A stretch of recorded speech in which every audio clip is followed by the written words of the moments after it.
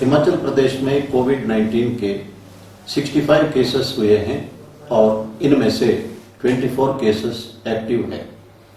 24 cases में एक हमारा HSC पंचरुखी पुलिस स्टेशन का और एक टांडा मेडिकल कॉलेज का डॉक्टर भी शामिल है। ये पहली बार हिमाचल प्रदेश में जो फ्रंट लाइन वॉरियर्स इन्फेक्ट हुए हैं। हमें फ्रंट लाइन वॉरियर्स चाहे डॉक्टर्स हो, नर्सेस हो, हेल्थ वर्कर्स हो, पर्टिकुलरली आशा वर्कर्स जो दिन भर काम करते हैं, सफाई कर्मचारी हो, पुलिस हो, होमगार्ड हो, इन सब के प्रति आभारी होना चाहिए। ये बिना छुट्टी के लगातार इस वक्त काम कर रहे हैं और अफसोस की बात है कि बिलासपुर में एक डॉक्टर ने जब एक व्यक्ति को मास्क पहनने के लिए कहा तो उस पर हमला किया गया और जिस पर FIR दर्ज किया। पुलिस इन मामलों में सख्ती से कार्रवाई करेगी। जो भी होम क्वारंटाइन वायलेट करते हैं इनको बिल्कुल हम बर्दाश्त नहीं करेंगे और बड़ी सख्ती से कार्रवाई करेंगे। देश में जो रिप्रोडक्टिव रेट या ट्रांसमिशन रेट कम हुई है, हम जब भी चलते हैं हमेशा ये सोचकर चले कि सामने वाला व्यक्ति या आसपास के व्यक्ति संक्रमित है। अगर हम ऐसा सोच के चलते हैं तो अपने आप को पूरा प्रिकॉशन ले सकते हैं।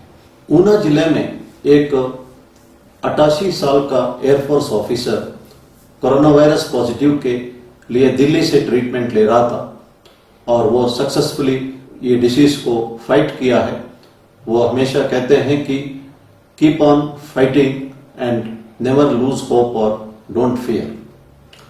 ये हमारे लिए एक हौसला बुलंद करने की बात है और किसी भी उम्र का हो कोरोना वायरस को हम चाहे तो डिफीट कर सकते हैं। हिमाचल प्रदेश में वायरस का स्प्रेडिंग का रेट बहुत कम है और साथ में हिमाचल प्रदेश में जो रिकवरी रेट है ये हाईएस्ट इन द कंट्री है। इसलिए ज्यादा घबराने की जरूरत नहीं है, लेकिन प्रिकॉशन लेने की आवश्यकता है। माइग्रेंट लेबरर्स जो हिमाचल प्रदेश में हैं, मैं उनसे अनुरोध करूंगा कि हिमाचल प्रदेश में पूरा एक्टिविटी शुरू होना है और आपको काम करने का मौका मिलेगा और सरकार ने इकोनॉमिक पैकेज भी दिया है। इसलिए जहां तक हो सके स्टेट छोड़ के ना जाए।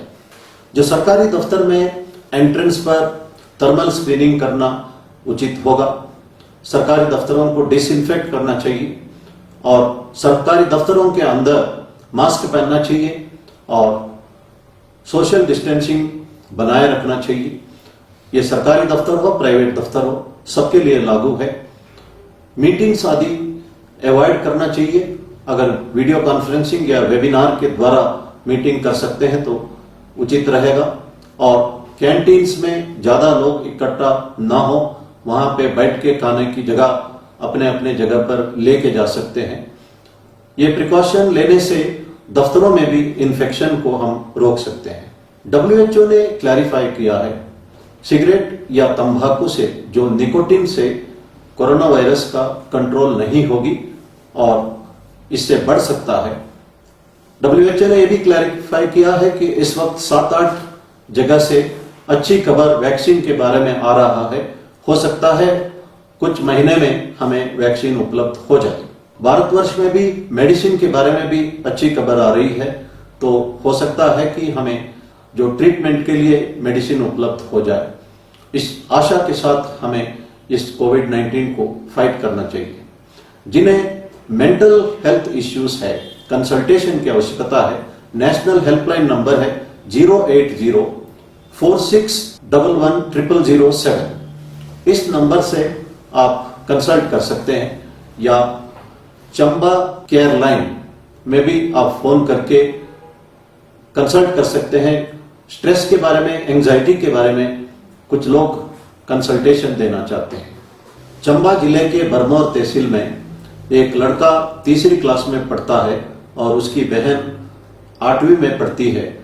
ये दोनों भाई के बर्थडे के दिन CM रिलीफ फंड के लिए पिग्गी बैंक से 2100 रुपया डोनेट किया है। ये बहुत ही सराहनीय है। इससे हमको सीखना है और जहां तक हो सके CM रिलीफ फंड में डोनेट करना चाहिए। लेकिन इसके साथ साथ कुछ लोग चीटिंग भी कर रहे हैं। कोविड-19 के नाम पर पैसा इकट्ठा करके फ्रॉड भी करने वाले हैं। ऑनलाइन फ्रॉड भी इस वक्त बहुत बड़ा हुआ है। जो नॉलेज है इसको सही ढंग से इस्तेमाल कर सकते हैं, प्रोग्रामिंग कर सकते हैं या ऐप डेवलप कर सकते हैं, पैसा भी कमा सकते हैं, समाज का भला भी कर सकते हैं। हमारा एजुकेशन सिस्टम में डिफेक्टिव है। जो लोग अपना ज्ञान को अपना फायदे के लिए मिसयूज कर रहे हैं।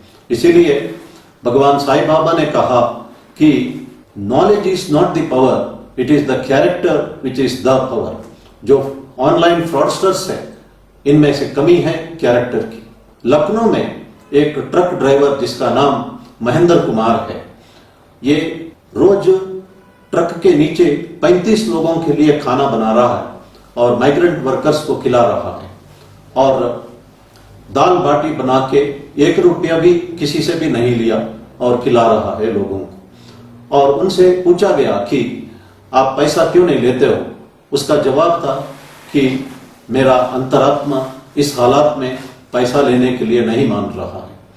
हिंदुस्तान में लाखों लोग हैं जिनका अंतरात्मा इस हालात में पैसा लेने के लिए मना कर रहा है और वे निस्वार्थ सेवा कर रहे हैं। एक इंस्टेंस को मैं इस वक्त बताना चाहता हूं। तमिलनाडु में कोयम्बतूर डिस्ट्रिक्ट में एक 82 साल की औरत है जिसका नाम कमला था।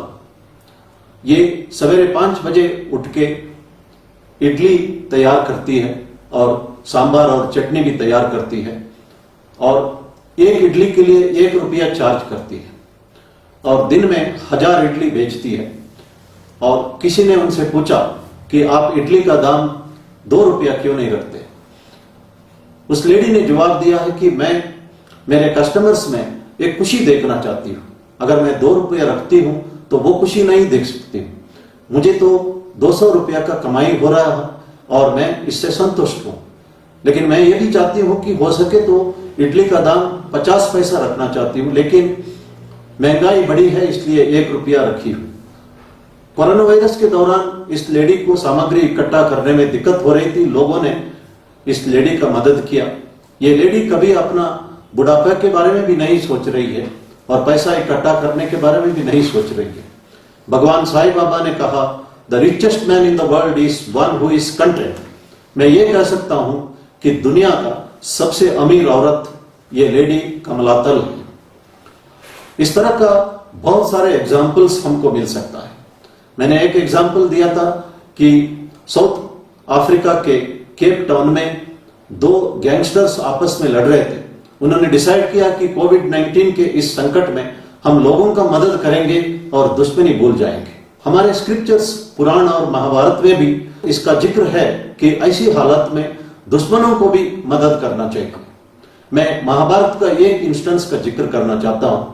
जब महाभारत वार पूरा हुआ था, युद्ध के उपरांत रुक्मिणी ने भगवान कृष्ण से पूछा कि दानशूर कर्ण को आपने मारने में क्यों मदद की? भगवान कृष्ण जवाब देते हैं कि युद्ध भूमि में अभिमन्यु की मृत्यु हो रहा था। आखिरी क्षण में अभिमन्यु ने कर्ण से पानी मांगा था और वो पानी कर्ण के बगल में गड्ढे में उपलब्ध था, लेकिन फिर भी दुश्मनी की भावना की वजह से कर्ण ने अभिमन्यु को उस हालात में भी पानी नहीं दिया। इसलिए जब कर्ण का रथ का पहिया उसी गड्ढे में फंस गया तो मैं अर्जुन को कहा था कि यह सही वक्त है कर्ण को मारने के लिए, और कर्ण मारा गया। हमारे लिए यह मैसेज महाभारत देता है कि ऐसी हालात में दुश्मनों को भी हमें मदद करना चाहिए। और हिंदुस्तान के लोग इस वक्त निस्वार्थ सेवा कर रहे हैं। हिंदुस्तान के लोग जो है कभी भी, जैसे प्रधानमंत्री जी ने कहा, ना थकने वाले हैं, ना टूटने वाले हैं, ना हारने वाले हैं। धन्यवाद। जय हिंद।